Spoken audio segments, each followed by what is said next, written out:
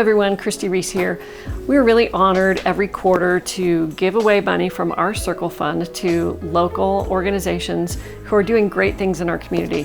We want to share a little bit about these 5 organizations that we honored this quarter. Hi everyone, we're here with one of our Circle Fund recipients for the first quarter of 2024. This is Tim Carlson from Forever Our Rivers. Congratulations, Tim. Hi, thank you very much. Yeah, we're really excited to support Forever Our Rivers, and I'm not sure a lot of people really know what your mission is or what you do, so describe it for us. Well, Forever Our Rivers is a foundation. We work principally with other organizations to support their efforts on improving river health and connecting their communities to the river.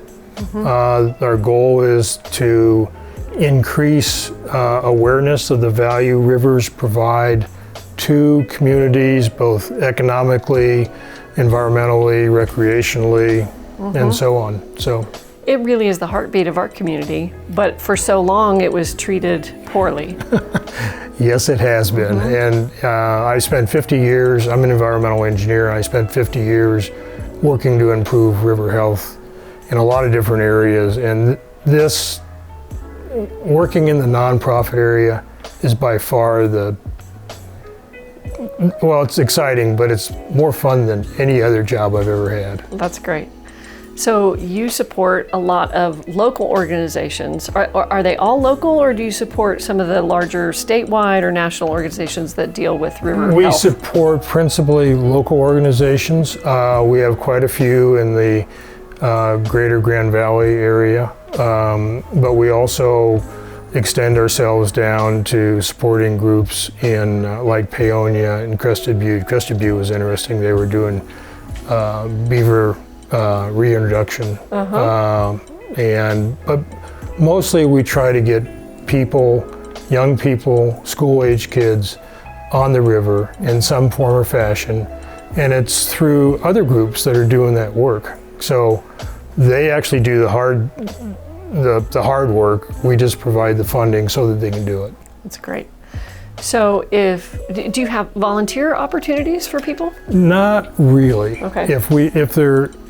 What we would recognize is volunteer needs by other organizations. So for instance, in this area, River's Edge West does a lot of volunteer programs. So if there is an opportunity for an organization like yours to volunteer someplace, we would say, think about them. Okay. So for you, it's about fundraising.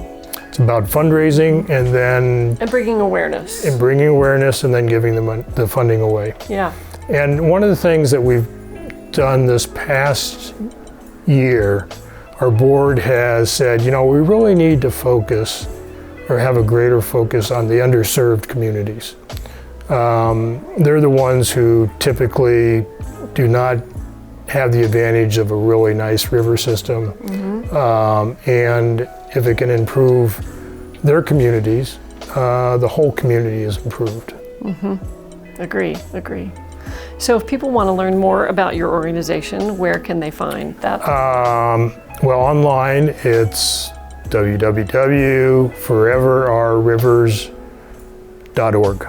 Okay, check it out. They do great work. Obviously, the local organizations that are protecting our river are really important. I do think that it's improving all the time here in the Grand Valley, but we still have some work to do. There's always a need. Always a need. You're right. So check it out, foreverourrivers.org. And thank you for all your hard work. Oh, thank you. Yeah, pleasure. Yep. Hi everyone, we're here with one of our Circle Fund recipients for the first quarter of 2024 from the Art Center of Western Colorado, Peter Booth and Rachel Eggleston. Thank you so much. Thank you for being here. Thank you. So you told us a little bit about the programs that you have at the Art Center, specifically for people with challenges, mental challenges, physical challenges, emotional challenges. Will you tell our watchers and listeners a little bit about that? Yes, this is actually a program that Rachel started back in 2009, and is specifically designed to give people with challenges, special needs, and that's people that are physically, mentally, and emotionally challenged, correct? Yes. To have a safe spot to explore art and to use art to grow, such that a lot of these people coming in have all sorts of challenges that really prevent them from being very fully functional in society. And this gives them an opportunity to explore, work through their anger, work through their inhibitions. And Rachel just has a lot of stories, some of which I shared with y'all this evening, of these individuals coming in, not being verbal, being wheelchair bound, and etc. And this just opens up a whole world of creativity. And one story I didn't share that Rachel shared with me, they live in a highly regulatory state. Everything they do in life is regulated.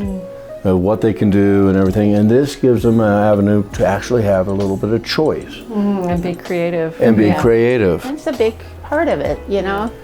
And it actually changes their emotions when they feel more accomplished because they're doing their own choices, you know.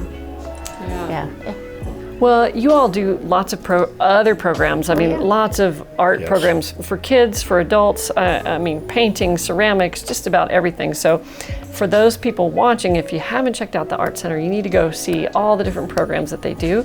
You do First Fridays, where you have artwork on display for different local artists and out of the area artists, correct? Correct. And actually, just to do a real quick shout out about what we're doing at this precise moment, high school and middle school kids, students, really don't have an avenue to do competitive art thing. And we're doing the, right now, Altrusa International Art Fair, and we have kids from throughout D51 and the charter schools coming in, and it's a competitive show. It's the big opening and awarding of prizes is going to be this Saturday. Oh, fantastic. It's going to be fun. Okay.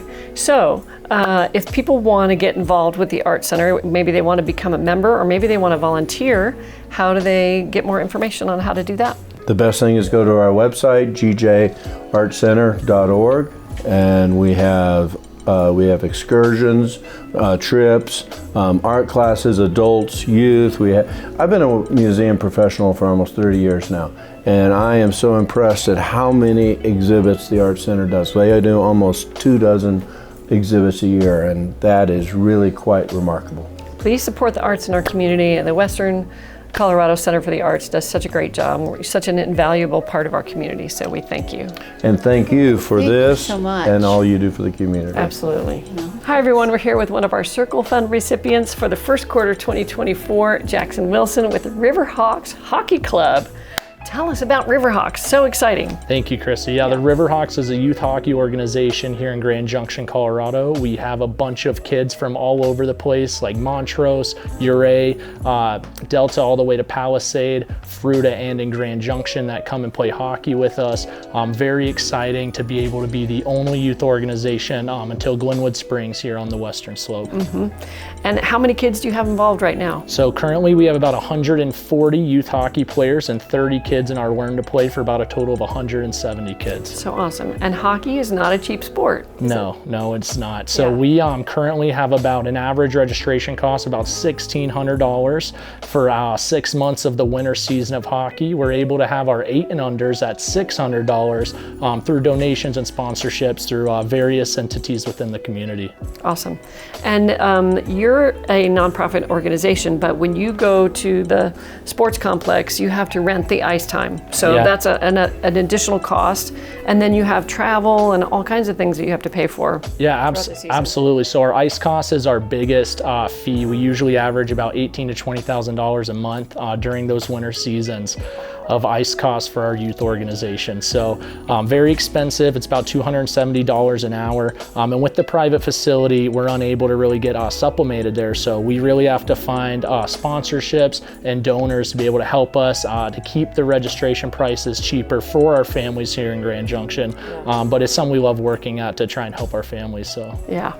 Well, I have enjoyed watching the games. It is great fun. If you all haven't been to a Riverhawks hockey game, you need to go check it out. They are really fun. So when does your season start and end? So about the 1st of October is when our season starts, and then we're done about mid-March. So after mid-March, we have our spring season, about 6 months for the kids, and then we have clinics and camps all summer, and then we start back up in September with tryouts, and Awesome. and we are full gas in October. Yeah, so. yeah. Well, you got to keep them skating year round, right? Oh yeah, yeah. And it's a real joy. I mean, it is a really difficult sport. I mean, if I thought that I could skate and skate backwards and manage a stick and a puck and actually do something with it, it looks like a really fun sport, but it looks tough. Well, and we still have kids and adults learning too. So now we're starting our all-girls youth hockey program, as well as we have now 2 women's adult teams in the Valley as well. So there's still time for you to come learn how to play.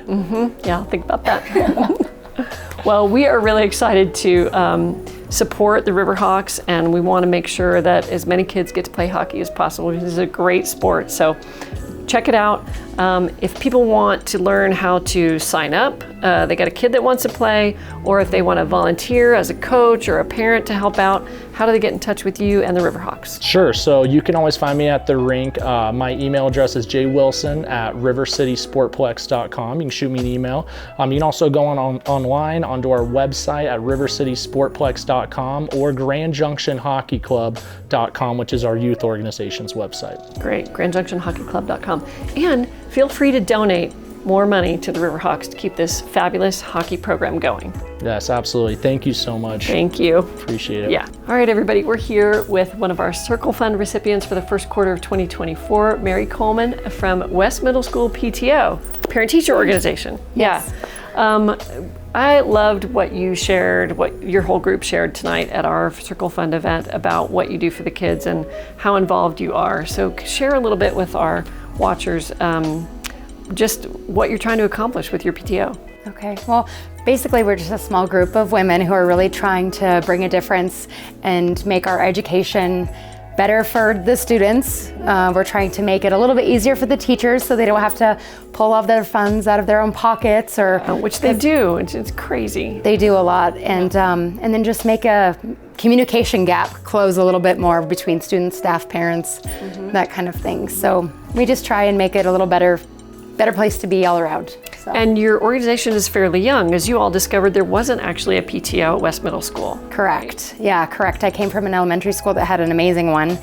And my son's 6th grade year, it was like, what do you mean you don't have anything for me to sign up for? Yeah. And so we just decided to do something about it. Well, obviously you all have a lot of energy and a lot of enthusiasm and passion for the kids and their schools. What kind of things might this money go towards?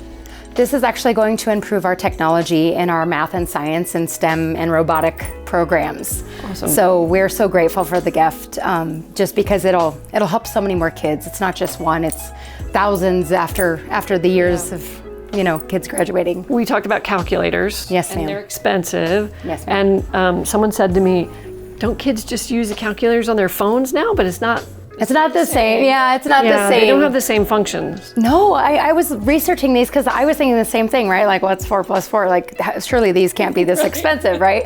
And so I looked up a bunch of things, and you could build robots, you can check the temperature of your coffee, you can go out to the solar system and see distances, and obviously they do the graphing and statistics and stuff, but it's amazing, and I don't know, I was blown away. And the way that our kids understand technology these days, they have to get those tools in their hands early because they're sponges, Yes. right? And they know so much more than we do already. I know. It's incredible, incredible. Well, thank you for all that you're doing for the kids and the schools. And we're just really honored to be able to help you out. And really, we're the honored ones, because the fact that you give back to the community, we're just so grateful for you and your team. Thank you for the chat. Thank you. You're just amazing. Yay. Oh, yeah. Wonderful. Thank you. All right. Bye. Hi, everyone. We're here with our Circle Fund recipients for the first quarter of 2024. And this is Michelle Pewters from the Grand Junction Indoor Tennis Center. And we are going to come help you with some projects. We're going to do some volunteer hours at the tennis center.